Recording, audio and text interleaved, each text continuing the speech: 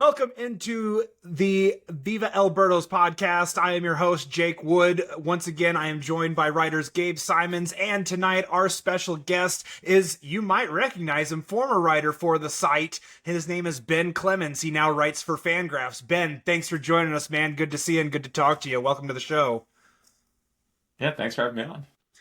Definitely. And before we get started, Can you talk a little bit about your Viva Alberto's lineage and like when you first started at Viva Alberto's and like just kind of your arc to where you are now?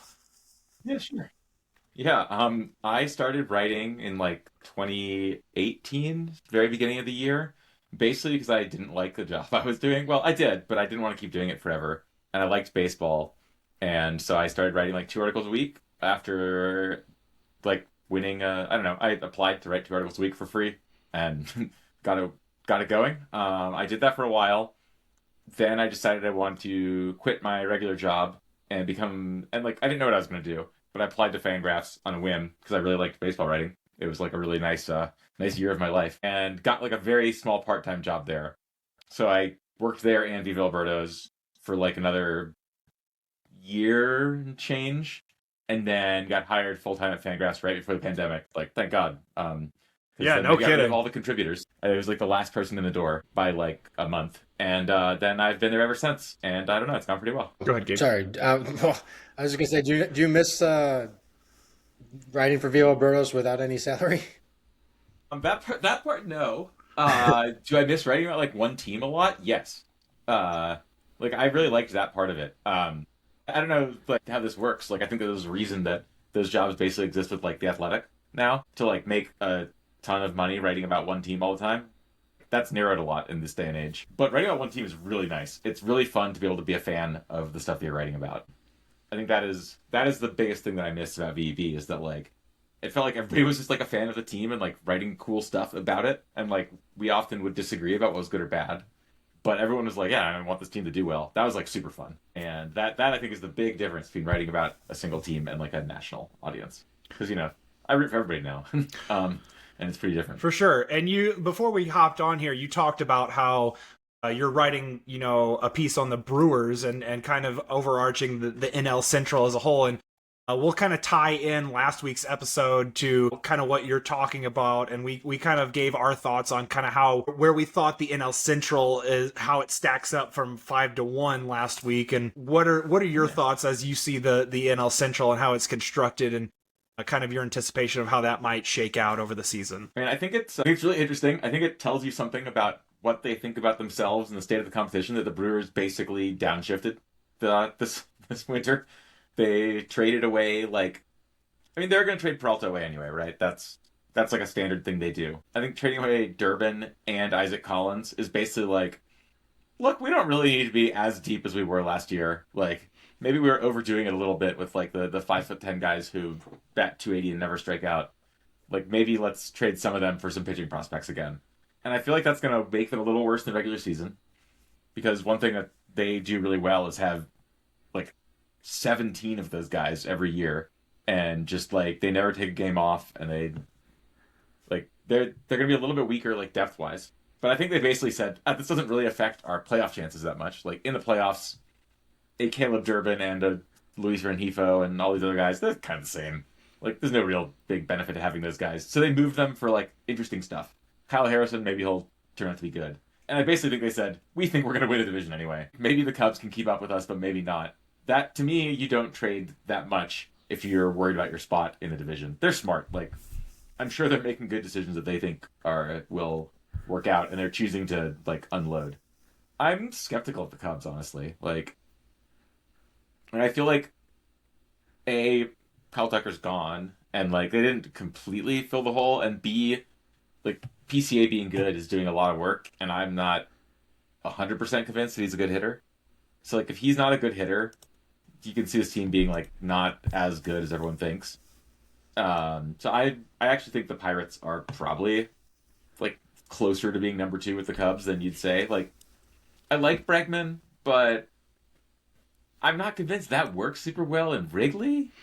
Like, he sucked Redis, but he went there and sucked, and I don't know how different this is. Like, he'll be better, because he's, like, a better defender and a better player, but it's not, like, my favorite fit. I'm not in love with what they're doing. I feel like the pitching's a little more fragile than we think, and I don't know. Like, the Pirates are so bad at so many things that, like, what, they're going to be worse at those things? Like, that seems unlikely. How bad are they going to be at, like, finding serviceable major league players to fill holes? Like, probably about as bad as they've always been, which is, like, awful. But their stars are just so good that they could be awful at that and still be in the race, I think. I'd have those two neck and neck. And then, I don't know. I have no read on the Reds. I don't think the Cardinals are trying to win. So, like, I don't think they really care that much between fourth and fifth. I think that's kind of where they're sitting. It wouldn't shock me if they finished, like, a surprising second or third. I don't think they're as good as the Brewers, and I don't think they're trying to be. But I do think it's a really interesting division this year, in that, like, I feel like everyone thinks the Cubs are, like, really good and probably even with the Brewers, but I'm really not convinced. Do you think there's any chance that like the Cubs could completely collapse like the Cardinals did in 2023 because they have a bunch of over 30-year-old guys they're relying on who could suddenly decline?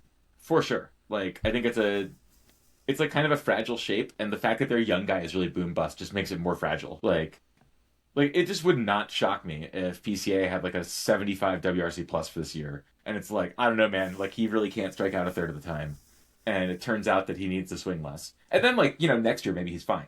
But guys with that profile like can have really long cold streaks. Michael Harris II was like a similar shape. I'm like, look, the aggregate production's fine, but he has long streaks of like just not being that good. So yeah, I think the Cubs shape is like very fragile. That's what I like to hear.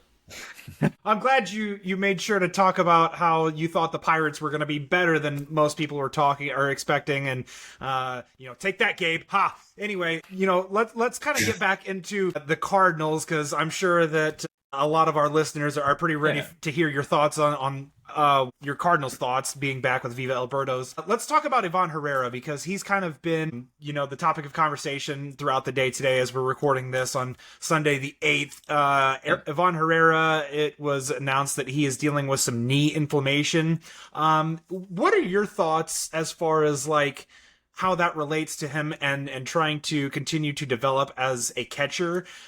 Is this like continued cause for concern, or do you think that the Cardinals should continue down this path with him as a catcher, despite any type of injury concerns? Because obviously, a 130-ish WRC plus type bat, those don't necessarily grow on trees. And so what's the give and take here from like getting the value of that level of production offensively from a catcher as opposed to a first baseman or a left fielder, essentially? Yeah, I mean, I'm gonna be honest.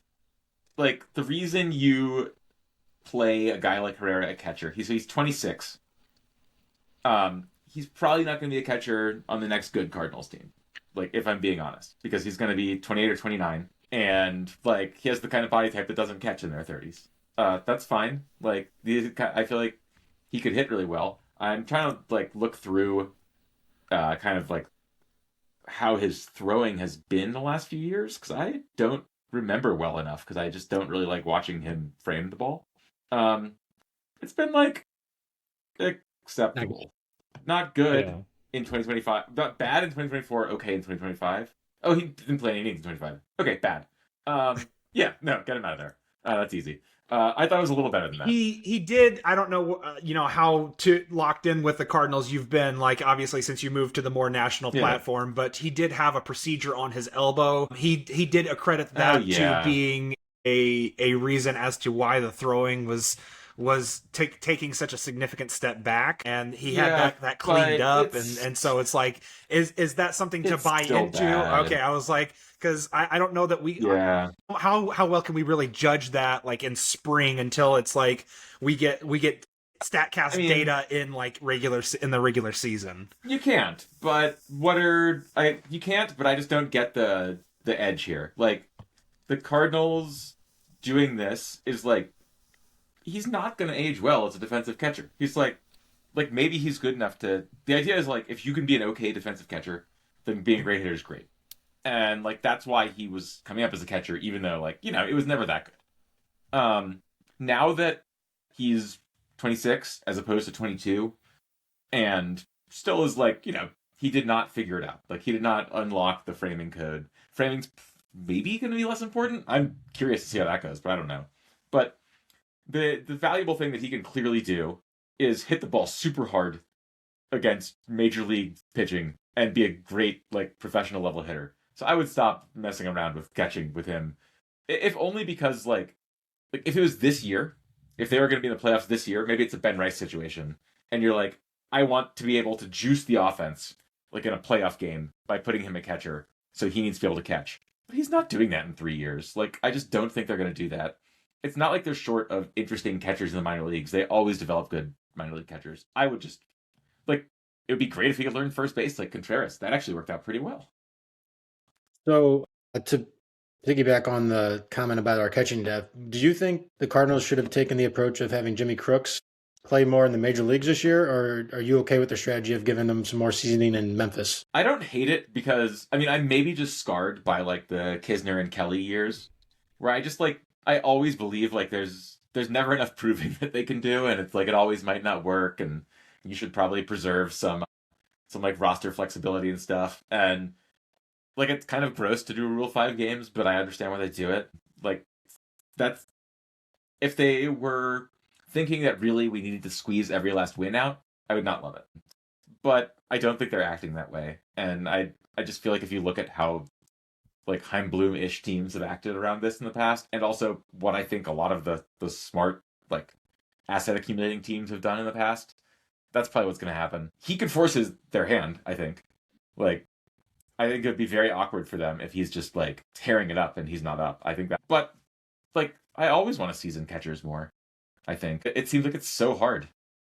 It seems like, and once they make the majors, it seems like they kind of wear down in a different way than other players do. I was trying to investigate this, like, in the past with speed, but catchers don't seem to lose speed more quickly than other players, which is strange. But they do, like, there's not a lot of catchers who remain great as they accumulate a lot of major league tread.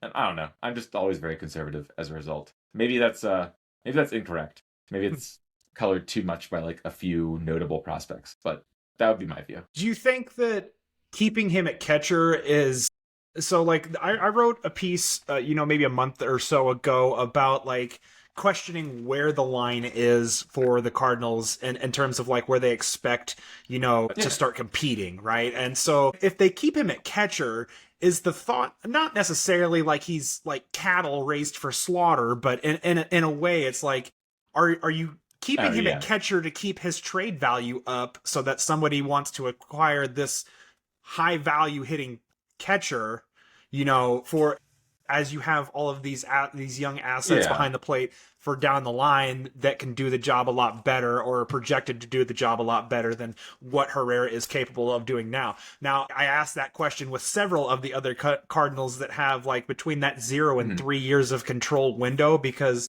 again, Heim Bloom specifically hasn't, been vocal about, like, wanting to put an exact timeline on this and where he wants to see this go. I wouldn't want to hire him either. Yeah. And so it's like, what do you think would be, like, the thought process behind that, and not just, like, I understand trying to maximize the value of the talent, but at the same time it's like, is it at the risk of having him available for you and producing and continuing to, accumulate that production if it comes from first base or left field or even as a DH, which I know he's not overly, like, enthralled with the idea of being a primary DH, but again, the bat is the carrying tool in the profile, and so is it just simply best to have that be the focal point of him as an asset rather than worrying about what he could be as a best average defensive catcher? I mean, I would think of it that way. Like, I just think of it that way in general, that if you hit that well, then, like, that's the thing you do. And it's nice if you can do other stuff. But hitting as well as Von Herrera does is the scarce skill in the major leagues. There's a lot of dudes who can catch, right? Like, they can't hit well. But there's a lot of dudes who can catch, like, as well as or better than him. There are very few guys who can hit as well as him in the major leagues. And to me, like, highlighting that skill the most is important. If he can do that by being a catcher who's average, that's really good. I don't think he was ever average defensively. I think the Cardinals hoped he would be, and I think it was very reasonable to try to get him to average. But I don't think that his trade value is. I don't think it's changed very much basically by him DHing, first basing, left fielding, or catching. Because I think teams would go like, well, he's not really a catcher though, is he? Like, do I, a playoff team, want to play this guy behind the plate? No, I want to play him as a bat. Like, and like maybe he platoons with a defense first guy, and that guy gets a lot of the late innings. But I feel like if you get to the caliber of team that's trading for a guy like Herrera, that's like trying to make the playoffs by playing with this guy, I don't think a lot of teams are looking to put that behind the plate while they do so. If he were better defensively, I would think so. But to me, it's like I think he'll hit better if he doesn't catch, because everyone hits better if they don't catch. So like, why not work on hitting better? Because you're already so good at it. That's kind of where I would lean. I don't know. Like, obviously, talking to the guy could make you feel differently. I'm not in the room, but look, he's a really good hitter. I would just lean into that skill. Yeah, I would say part of it might be just to keep Ivan Herrera happy a little bit. I don't know. It seems like he really wants. That's really hard to weigh, but I think good teams often convince their guys, like, because I honestly think it's best for Herrera. Yeah. Like, I think that he should focus on being the best hitter he can be. Like, getting people on the same page that's like actually the hard skill of a lot of what these guys are doing, and that's like what I just have no insight into. It's really hard to get people to pull the same way as you. But yeah, to me, like, the Cardinals should be trying to get him to pull that way. Shifting gears from a right-handed bat that is already established in Ivan Herrera to one that is trying to break through into the major leagues, let's talk about Josh Baez. This week, Josh Baez hit a couple home runs, creating quite the stir in camp. Should the Cardinals, in your estimation, should they push the pedal down on his ascension and give him a real opportunity at starting in the major leagues on opening day, or do you think it would be better to slow play it and kind of start him in AAA regardless of whatever production he puts up in spring training? Well, I hope I'm reading you guys right, but I would definitely be interested in pumping the brakes, like, and giving him a little more time. Like, kind of amazed that this is a question. If I'm like, I understand why it is. I'm just saying I'm kind of amazed that we've gotten to a place in the world where this is like a question that's being asked. Like, what are we gaining here? Is kind of how I think about it. Like, man, the gap between the minors and the majors is very high.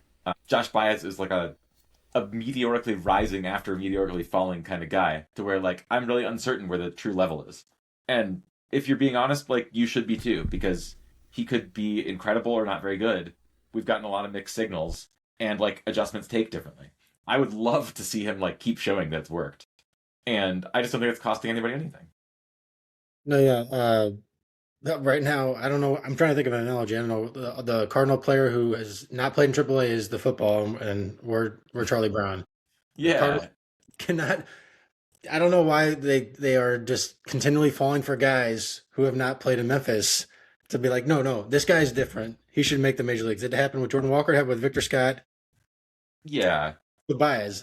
But we have a different management in place. We have different goals. I feel like, yeah. I was going to say Bloom recently came out and did kind of like say, I want to make sure he does I forgot what his exact quote was, but he made it sound like he's not going to have him make the major league roster. Thank God.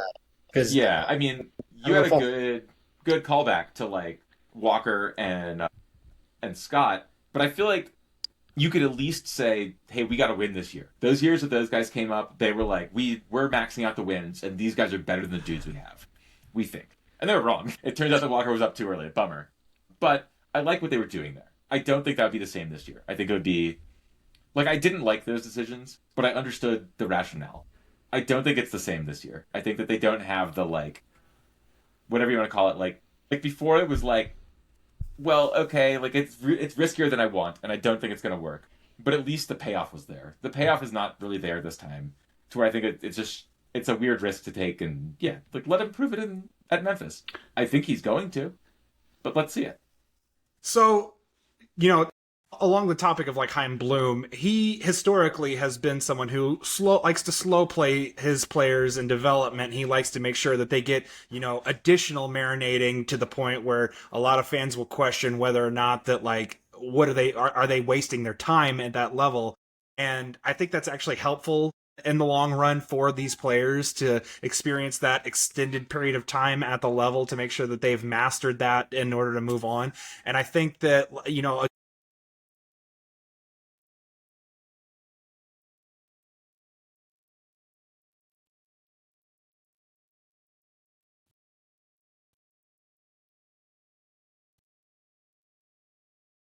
Yeah. Yeah,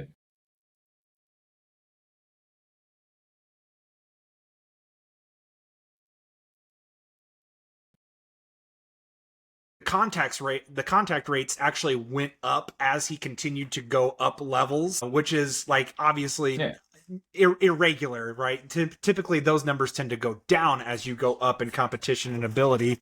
And so I for think sure. for the Cardinals, like what the risk reward of like overly exposing him to a situation he may not be prepared for just yet, I think is kind of where we all land on this, is like just give him the necessary time to get comfortable at AAA before trying to take on the next challenge, rather than trying to like force feed this idea that we can, get this really young.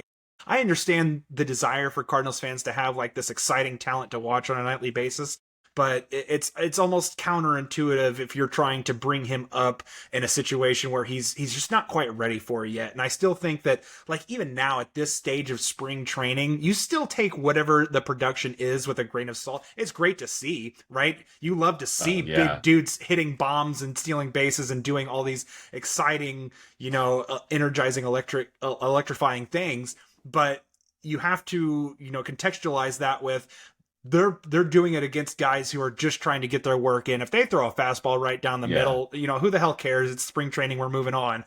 But for Josh Baez, right, like it looks like yeah. he's really starting Well, to put this on a year show. especially Yeah, with the World Baseball Classic, like these rosters are just like it's like a trickle down effect too, right? for sure. Because like the A roster is now depleted, so they're pulling up the guys from the B roster to the A roster. So the B roster is like, I mean, there's definitely like I watched Team USA just demolish the Giants in a warm up game, and I was looking at the Giants lineup because I go to a lot of Giants games. I live in San Francisco, and I was just like, who are these guys? Like, this isn't even a spring training lineup. Yeah. What is happening here? And it's like these are not even they're not even like the prospects are trying to get seasoning. It's like they just need to fill out the squad. They lost like 15-1 or something. It was bad. I got a little lost with that story there. I took more of a detour than I wanted, but I do have something to say about kind of like the Bloom like ethos of pulling guys up. I think it's kind of contextual, and the hope is that he's good at understanding the context. So there's like the Padres school where you like bring the guys up like quickly and see what's going on. At Brave school kind of too. But I think that those teams properly understand like the kinds of players to bring up. Like it's often guys who are absolutely killing it relative to level and have like never failed and are also really toolsy. And secondly, I think the context of your situation matters. Bringing those guys up in a Cardinals team that doesn't have a pitching staff and isn't going to be trying to make the playoffs, like has a chance to put them in a bad situation where like the team is like not cohesive and doesn't feel like a baseball team and it like stunts their development. Lots of guys like come up to the White Sox when the White Sox suck and like it messes with them. Especially if you're pushing them beyond their level. So I think that trying to like jumpstart a guy into the majors when you're also in the middle of rebuilding the team the other way is like just very strange working across purposes. You can't leave guys in the minors for too long. Like if a guy is just sitting there, I just think this happened to Herrera a little bit, honestly. Is that like, and it happened to a lot of Cardinals catching prospects, which is why like I feel like I'm so bad at evaluating them now. Is that their trajectories are just weird, like because they stuck in the minors for too long, or they came up to the majors and didn't play enough. That's another like classic, like, oops, your Yachty's back up, sorry. And these things are like important not to do. I don't think that Baez at risk of being stuck in the minors too long. And so I'd be more worried about right now, like what happens if I call him up and the team cohesion's bad, he's not ready, and those two things collide. I think you could be the other way. It's not like the only thing to do is to keep your guys in the minors for as long as you can. And we don't really know if Bloom has that right, because the Red Sox were never quite at the spot where he like held a guy down way too long, at least that I remember. Maybe I didn't do a deep enough dive. But I'd like to see him change gears. Like the O's guys kind of had this problem, right? They have not figured out how to change gears from like add to like spend, win. And they don't seem to understand like changing their prospect timelines well enough, or whatever. They understand it better than me. I'm sure they know a lot more about baseball than I do. They have not managed to turn it into that action well. That's where I'll start worrying about Bloom as a fan, is if, because I still like the Cardinals to win, you know? I'm not watching them as much as I used to, but I want them to win. And I'll start worrying about it if, like, it's a few years from now and he's still doing the, like, asset accumulation moves as opposed to, like, turning it. But, like, he needs to be accumulating assets right now. And I feel like he's doing a good job. And a lot of that is slow playing your guys. A lot of that is not pushing them too quickly when the rest of the team is not there yet. Yeah, and I think kind of one of your points is, I think, broadly speaking, it's easier to mess up a guy by calling him up too soon than it is to mess him up by keeping him in the minors too long. And if you haven't played in AAA, there's no way that even applies in the first place. Right. I think, like, if he bats 500 times at AAA and is just killing it, that's bad. Like, don't do that. Right. But let him try.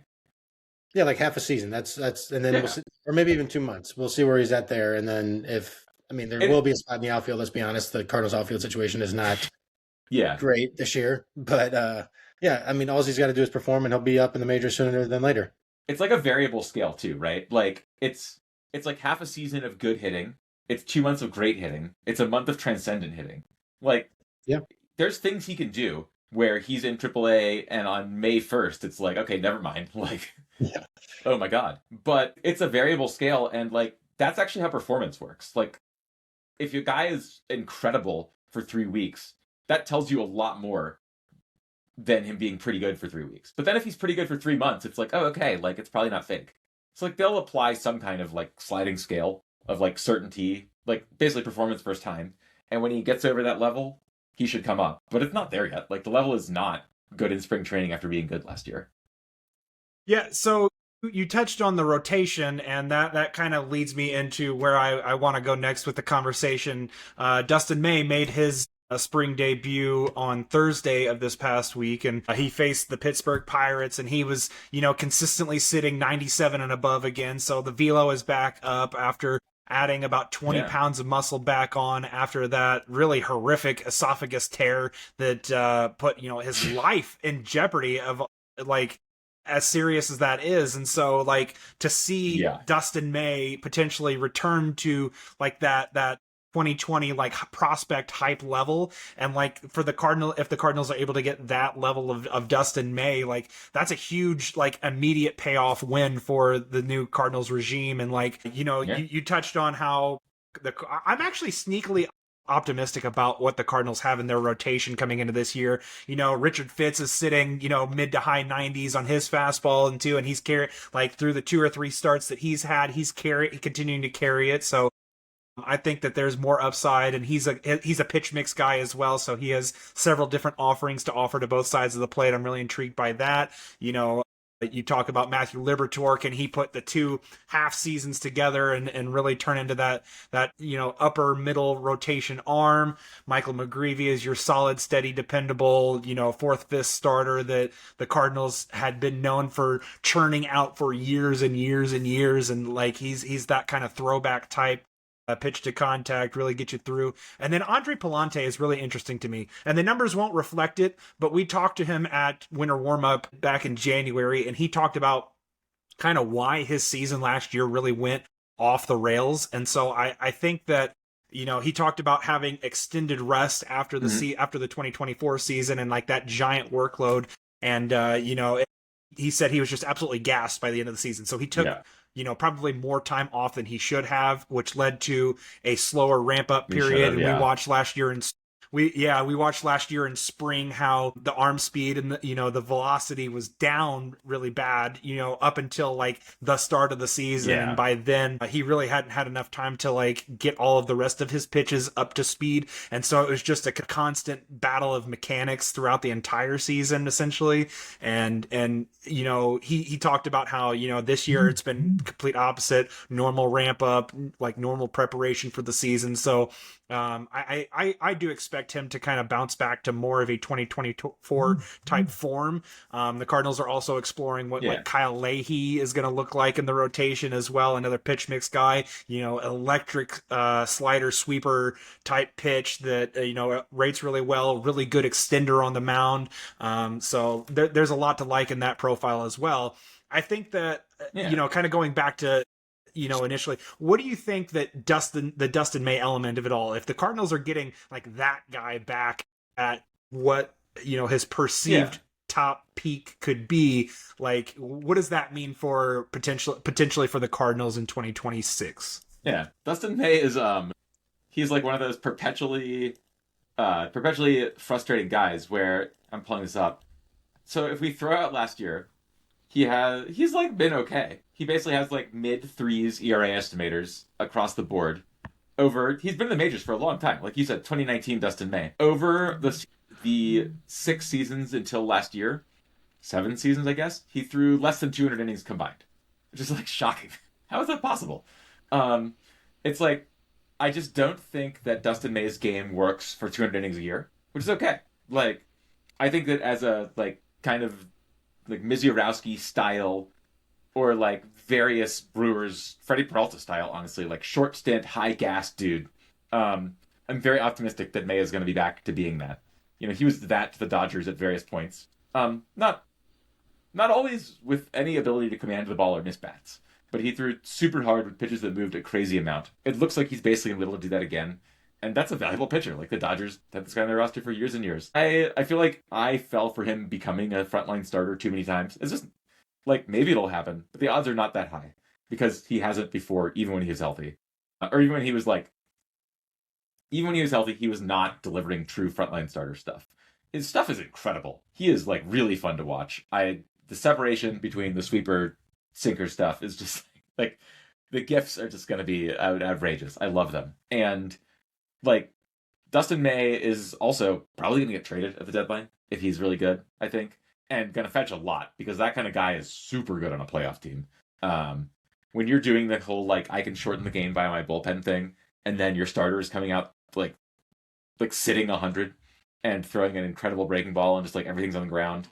He doesn't need to strike everybody out for the other team to just like look terrible for 4 innings. Him to rack up 80 pitches and go to the dugout and the game just be half over with no runs. It's great. I think that my perspective as a national guy makes me, I guess, more skeptical of your view of the rest of the Cardinals rotation. In that, like, all of this is true, and like lots of these guys can improve and have great stuff.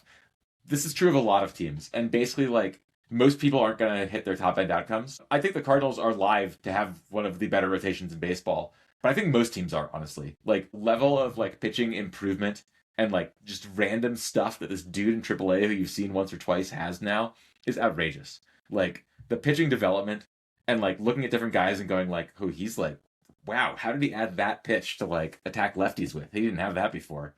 Is getting crazy. Like, I was looking through the Brewers, and I was like, they have, like, 12 starters who I think might be pretty good. And now, can any of them throw 6 innings a start? No. Of course not. Are any of them going to make 30 starts this year? There's no way. Those guys are not durable. But the stuff and like oh my God, that could work, that people are churning out now is crazy. And like probably a lot of these guys are going to get hurt, unfortunately. The Cardinals, so like I would never say that right now that like a reasonable team. There are teams that don't have outs to have a good rotation. But the Cardinals have outs to have a good rotation for sure. I just think that like they have fewer outs because they need more things to break right. And there's a lot of teams that are stacking up like guys like these, which is more. The ability of pitchers who I think weren't drafted that highly to like step on it and add to their stuff and like turn into something that could be interesting on a major league level is so high right now. It's like shocking. And the Cardinals have a lot of guys who could do that. And I just don't think they have like the years and years of depth that other teams do. I think they will soon. Sure. Like they're adding pitching at a really good rate. It's pretty impressive. I'm really into the Bloom tenure, if you can't tell.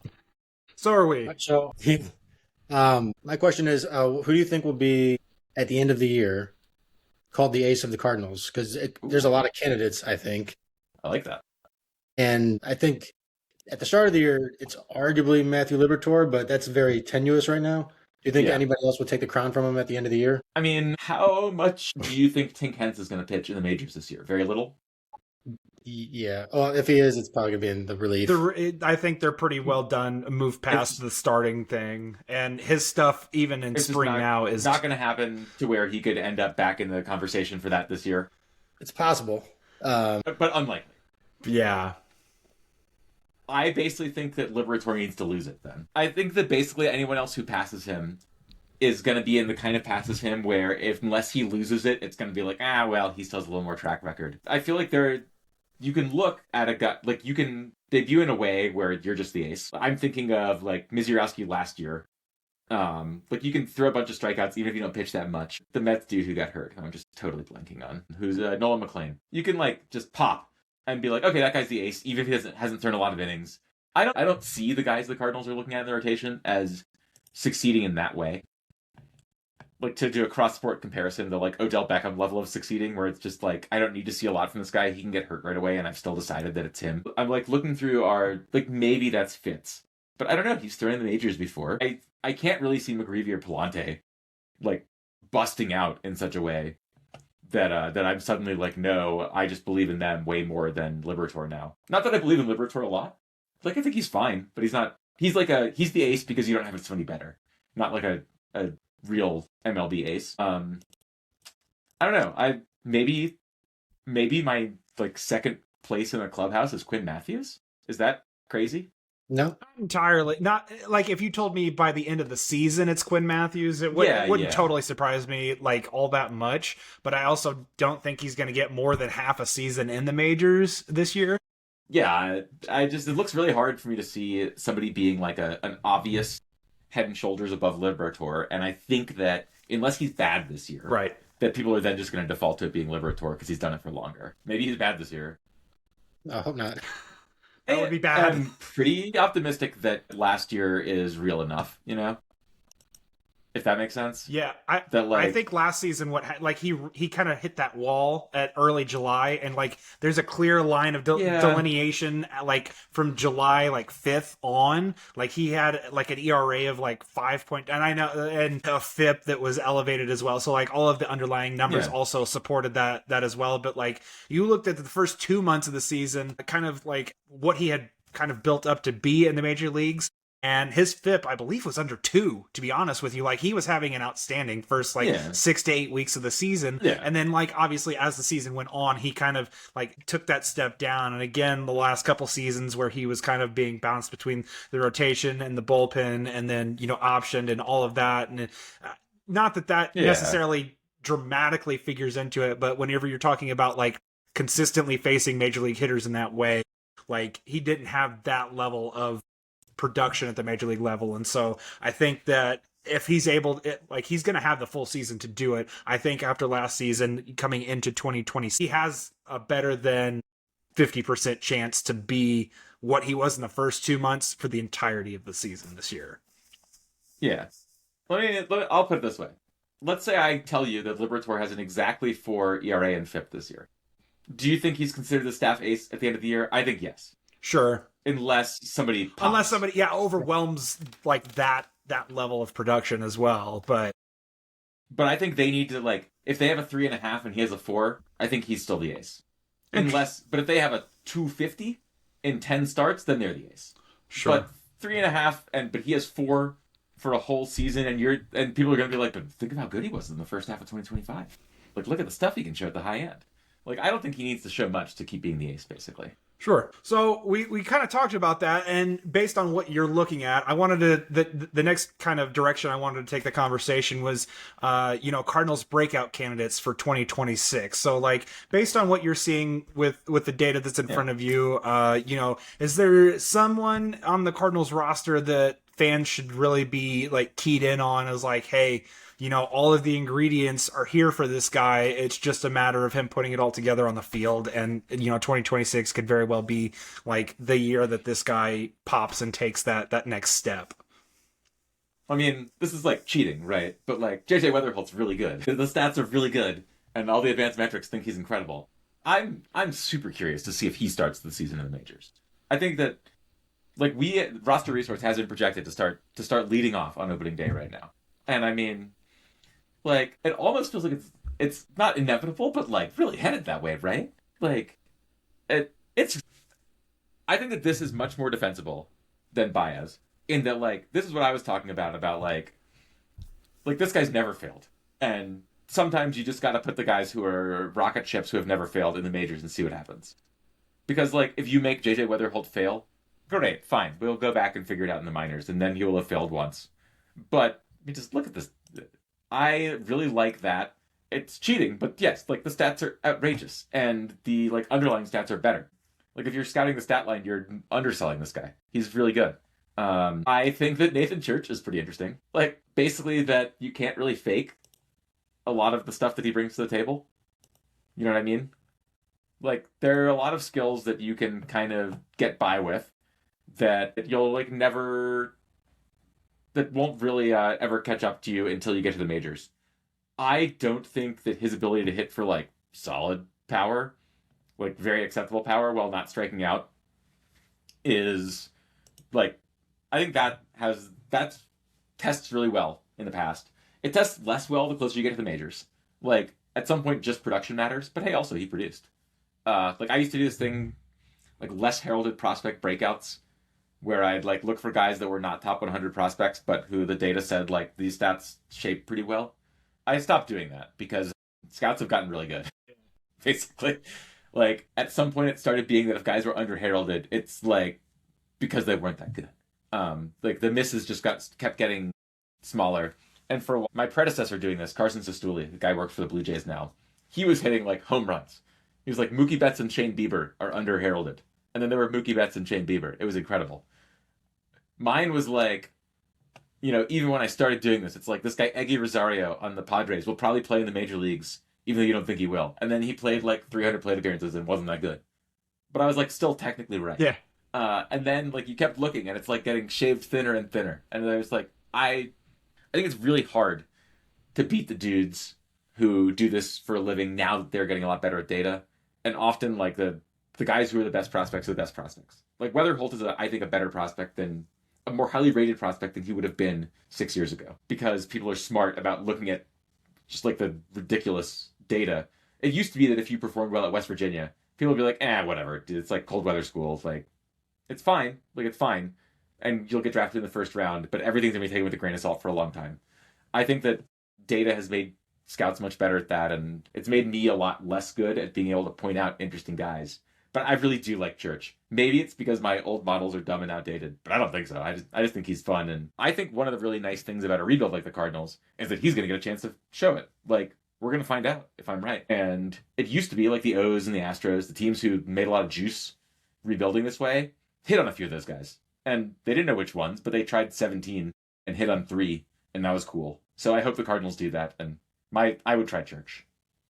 Do you agree with Roster Resource that Weatherholt should be the opening day leadoff hitter? Because there's honestly not a great other candidate.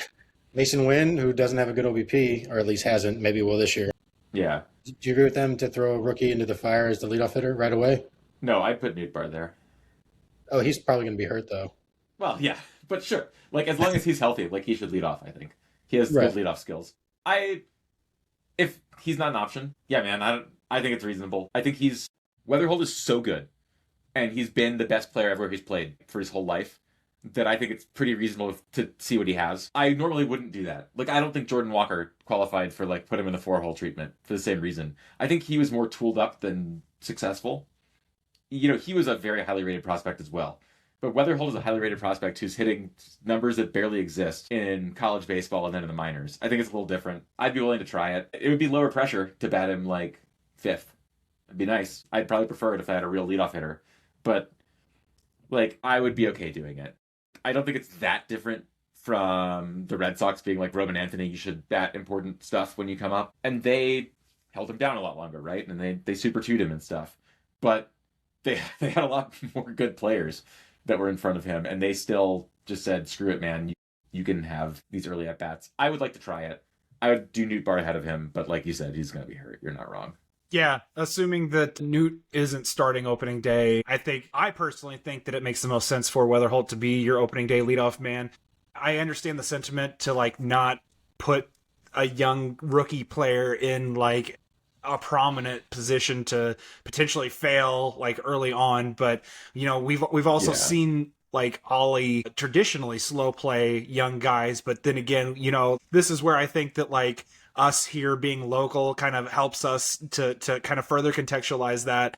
And like whenever you hear Ollie talk about JJ, it is so much more different than like the traditional rookie. Like, yeah, we really like what he's got, but we want to ease him into that kind of stuff. And whenever you hear Ollie talk about JJ, it's this guy is so far advanced from like any type of player that's his age. He, I love the way that he goes about his business. Loves the way that he is able to process and talk and like all of these intangible things that like veteran managers really believe in and rely on when it comes to like veteran type players and putting in those prominent roles. So I think that JJ is in essence an outlier in that situation. Now, I don't think that the stat line at the end of the season is going to necessarily be like incredibly eye-popping, but I think that like you're going to be able to from day one plug him in at that leadoff spot, play him at second base, and like you can set it and forget it essentially, right? You can put him there and leave him alone. He's going to do his thing. He's going to be just fine for the entirety of the 2026 season. Like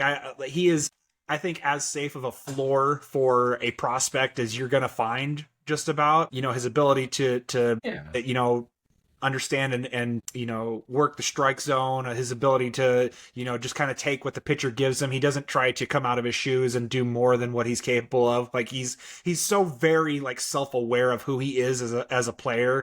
And like that game that I referenced where Dustin May started against the Pirates, and you watched him and he started at leadoff, and just Mitch Keller, that's a pretty prominent name, again, spring training, but still is attacking him as if he were a regular hitter, and threw him a fastball down and away on that outside corner. Well, JJ just flipped it to left field, and just did with it what a typical like skilled major league hitter does. And so I think that like all signs point to him starting their opening day. And kind of to your point, like traditional modern baseball, you want to put your best on base percentage guys at the very top of the lineup, and if Nootbaar isn't available to be that in that spot, then it really has I think in my mind it has to be JJ, because you look at the numbers at AAA last year, and all of the on base skills and the zone contact percentage and all of those types of things really support that, really built for being a table setter, top of the order type presence for the he's a number 2 hitter. Like he should hit number 2 if he turns into what he was in the minors, because he has the power too. But yeah, he's a top of the lineup guy. I would say absolutes are overrated. Like he could definitely fail.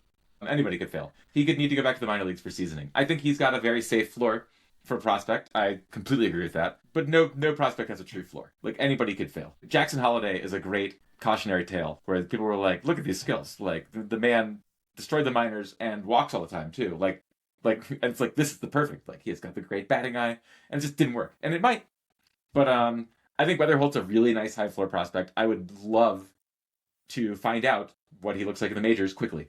And also, if he fails, find out what he needs to work on quickly. I think that is a great reason to start him. I think that I'm not worried about the stress, as it were, of leadoff, like the shock, as it were, of leadoff mattering. I think that if something matters, it won't be that. It could be that he's not ready. Anybody could not be ready. Jackson Chourio was like pretty bad for a while when he came up, and he's great. But yeah, like if he's on the major league team, I think he should be batting first or second.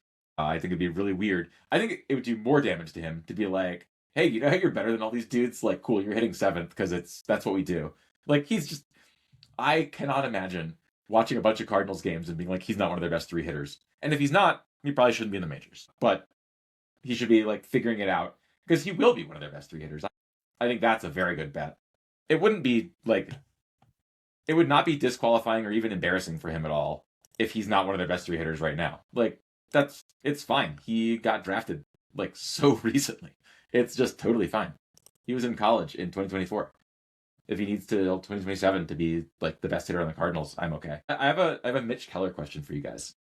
Do you think Mitch Keller would be the Cardinals ace? Oh yeah. Yeah. You think he's better than Libert?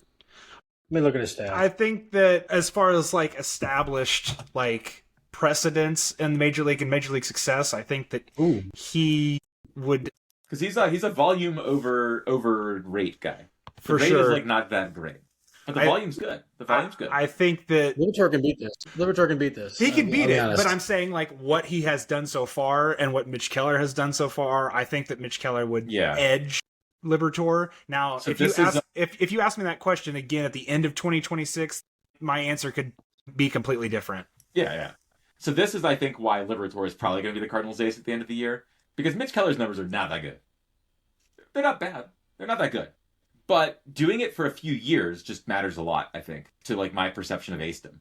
Because I'm with you. I think it's actually pretty close, even though I think Liberatore is better than Keller. It's just that he's been able to do that for like 170 like innings that you need for a while, and it's not transcendent in either case. Sure. Like if it's transcendent, it's different. I think it kind of leans back into the point you had made previously about Liberatore and like if a young pitcher came up and like the numbers were better, but because Liberatore had that longer track record of like doing it, I think it kind of like leans back into that argument why it would probably. I hope I'm wrong, by the way. Oh yeah, I hope for that sure. When Matthews comes up and it's just like outrageous, like that'd be really cool. So I have a difficult question. Who's your favorite player the Cardinals got back over the offseason and the trades they've made? Good question. Between Donovan, Arenado. Okay, so all of them. Let me pull up the handy roster resource page for this. Off-season tracker. There's a lot of options, quite honestly. Yeah, that's why I want to look at the whole list. I mean, I love Sinjay, whose name I can't pronounce well. I want to look through everybody. It's going to be really hard for it not to be him, but it's not, like, definitely not him. I spent a lot of time, because I wrote up that trade for FanGraphs, and we had just written our, like, Mariners prospect report. And so I was talking to the guys, and you're, like, getting really hyped. I really like Blake Aida. I think he's really interesting. I think he's underrated as a prospect. But, yeah, I like Sinjay the most. I think the switch pitcher thing is overrated. I don't know. Like, I talked to R2 scouts, and I talked to some other people last year about it, because I'm interested. It's an interesting thing. And everyone's like, he's like a loogie left-handed. Mm-hmm. It's like maybe a little upside, and I worry that like that's just kind of a sideshow. But the right-handed stuff is great. You watch some like cut-ups of this, like you watch this Energy Sports stuff, it's really nasty. It's entirely possible that he's being held back because he spends half his time pitching with his other hand. But his like arm motion is very like it looks like very like electric to me, and the stuff is electric. Like if you look at the numbers, the consistency is not. And I don't know, like whatever, like maybe that won't work out. But he's got the kind of ceiling stuff that I like, that I'm partial to, basically. And his stats are negatively affected by him pitching left-handed. At least they were last year, because he was like really bad at left-handed pitching. Oh yeah, I gotta be honest with you. I'm not looking at the ERA numbers like even a little. I have like found that looking at that for pitchers to the exclusion of looking at their stuff in the minors doesn't work well anymore. I think the minors are too different from the majors now. Like, I basically was like I'll look at it a little, and I'll look at strikeout numbers, and yeah, you got to split them out, righty-lefty. But I feel like the minors are so different from the majors now, and guys are like working on stuff all the time, and they're like, everyone is held back, and everyone is being deployed weirdly, and the rosters are like, have guys that are just not ready, because there aren't enough levels of the minors. That I really have to look at like smaller stuff now. I think that is maybe also why my prospect models aren't working as well. I'm just feeling a little dumber when I'm looking at minor leaguers these days, basically. So you referenced FanGraphs, and you know us at Viva Alberto's, we rely heavily on the work that you guys do and the information that you put out, and we greatly appreciate everything you do as far as being like on the cutting edge for like evaluators of base, like fans who enjoy getting deeper into the game.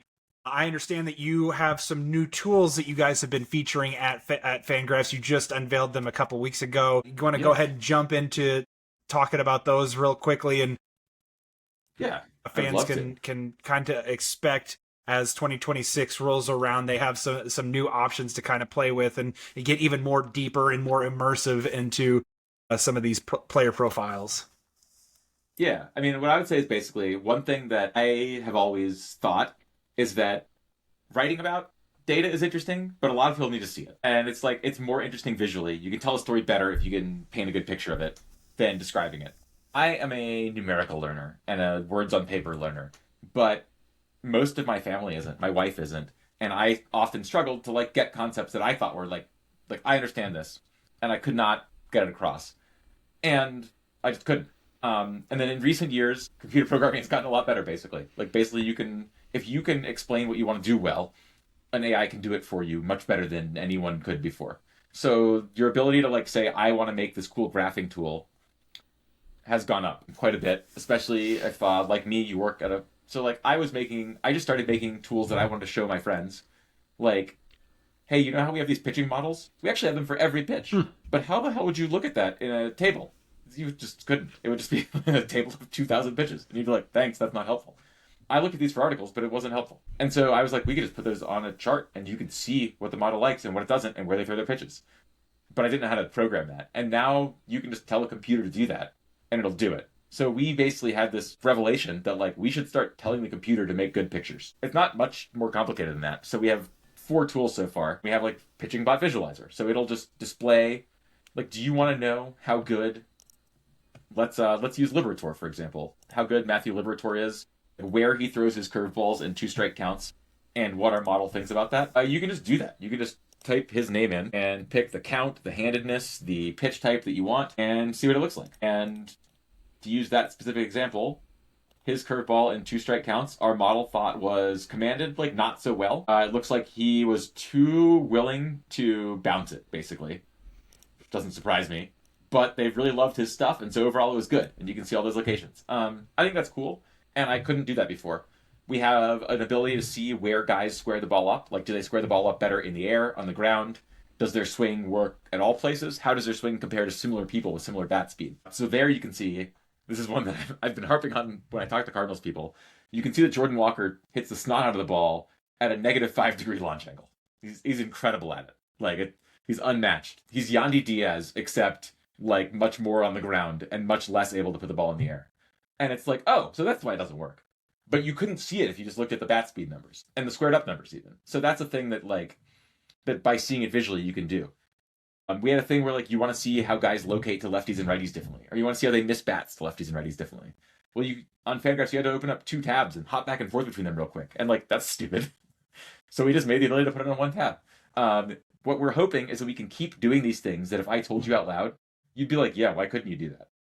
You'd think there's nothing special about that. Like, of course I want to see where he hits the ball hard. Why would you compare the ground and the air? Like, those should be different things. My goal is that I keep telling you things and you're like, that's obvious.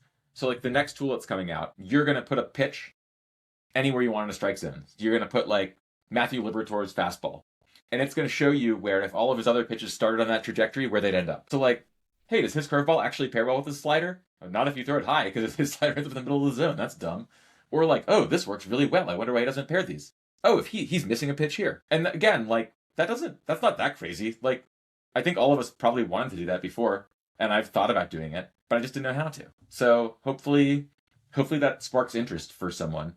And I think our goal is basically just that, like, there's a lot of stuff that I can say in words that if you could do graphically, you'd love. And we didn't know what those were because we write articles and have tables of stats. Those are not necessarily all that engaging to everyone. So we're just trying to have it be like things you can grab now too.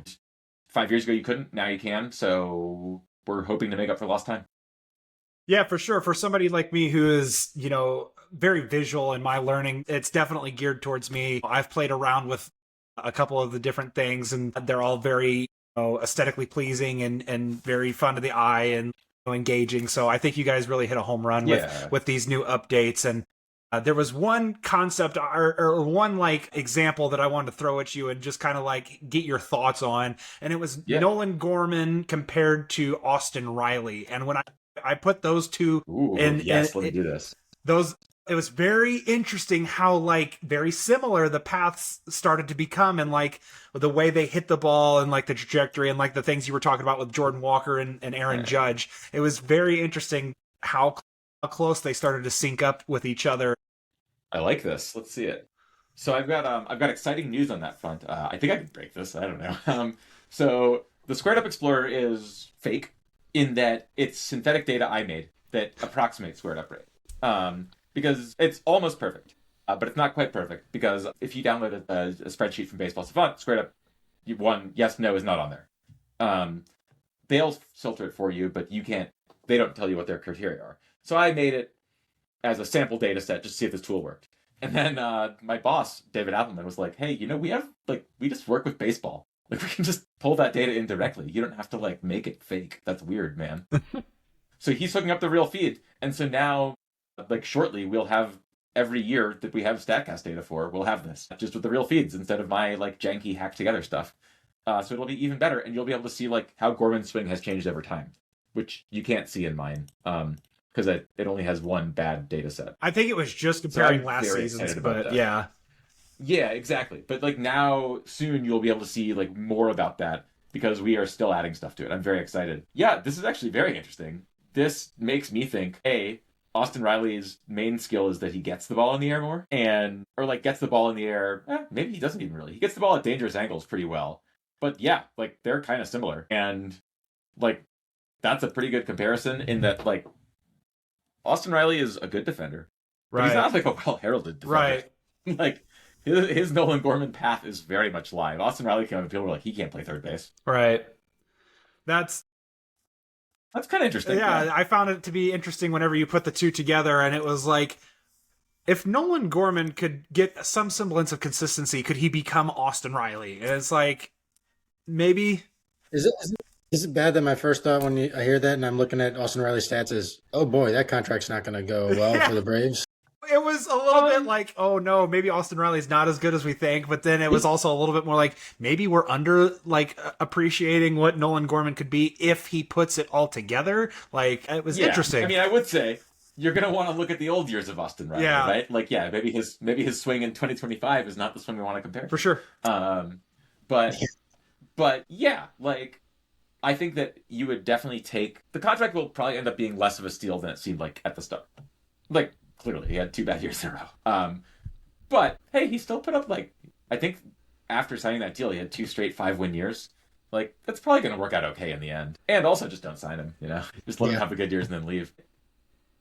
Think that Gorman is a pretty interesting guy, even in his like extreme post-hype sleeperness. Sure. Just because that skill is rare. Hit for like real thump and like maybe play a defensive position in a way that doesn't embarrass me.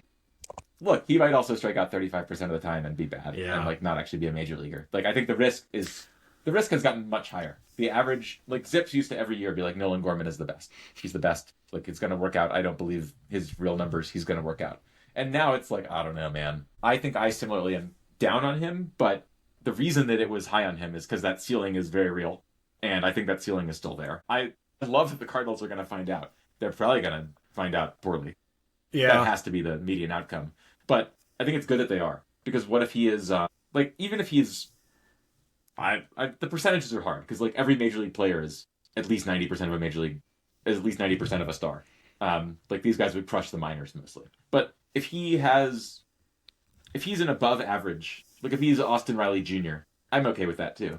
That'd be a cool finding. Because I feel like for a long time, the finding was that maybe he shouldn't be a weird platoony second baseman. Yeah. Do you think that Nolan Gorman's one of those guys where the Cardinals will give up on him after this year, I'm pretty sure, if he doesn't. But yeah, he'll end up getting like 10 years in the big leagues just because people are going to be like, this is the year. Do you think he might? For sure. For sure. I think that, honestly, like, it's probably right, too. I feel like that he has a higher upside if everything goes together than guys with his relative performance level. And so guys with his relative performance level don't stick around for long. Like that's your outcome. But the guys who he's competing with for those job spots, I feel like usually don't have his top end. And so teams are right to keep betting on the top end. But yeah, he's going to stick around and it's going to be like, what was he ever good? Did he have one good season? He had about 6 good weeks, and that's about what we're hanging our hat on at this point. I mean, he was incredible for a little bit in 2023. Like, he did have one good season. I'm being facetious a little bit there. But yeah, he can stick around for a lot longer than he's good, because I feel like the feeling of, if he is good, he'll be really good. He's very much your... Teams will still feel that. He's very much your traditional boom or bust type player, and I think that... It's boom tools, too. Yeah, I think that's a lot of it. For sure. When he hits it, you go, oh, yeah. I think that, like... regardless of how this season plays out, there's a likelihood that this is like his final season with St. Louis, outside of like maybe injury, like would force him to kind of stick around for another year and the Cardinals kind of try to play it out again, right? But I think that like if he's bad, the Cardinals move on. If he's good, the Cardinals try to sell high and get what they can out of that asset. The extreme volatility in his profile and like being that consistent driver of offense, you can't really like realistically lean into that and say that he's going to do that year over year and reasonably rely on that, or give like bigger than like arbitration 2 level money for that on a regular basis, at least for the Cardinals, who are like more highly like trying to keep their money more like spent in the right places, as like TV and gate revenue have gone down. I don't think Nolan Gorman's the wrong place to spend money. For He's sure. cheap, And that's kind of overwhelmingly like the direction of my point. They're not point. going to give him an extension, though. Yeah. I say the Cardinals are in trouble if they're worried about what Nolan Gorman's going to make in his third year of arbitration. But we'll see. Burn it all down right then, yeah. Yeah, we're in big trouble. Well, which it could be. Ben, thank you so much for coming on and joining us. We really do appreciate it. It was great catching up with you, and I'm certain that our VEB listeners are all their hearts are smiling just a little bit to get to hear from you and see you once more. So thank you for coming on and joining us. We appreciate it, and we hope to catch up with you again in the future. Absolutely. Great talking to you guys. And Gabe, seriously, long time. I feel like we worked together for like 2 years, and I've literally never talked to you. It was incredible. Did we have the podcast then?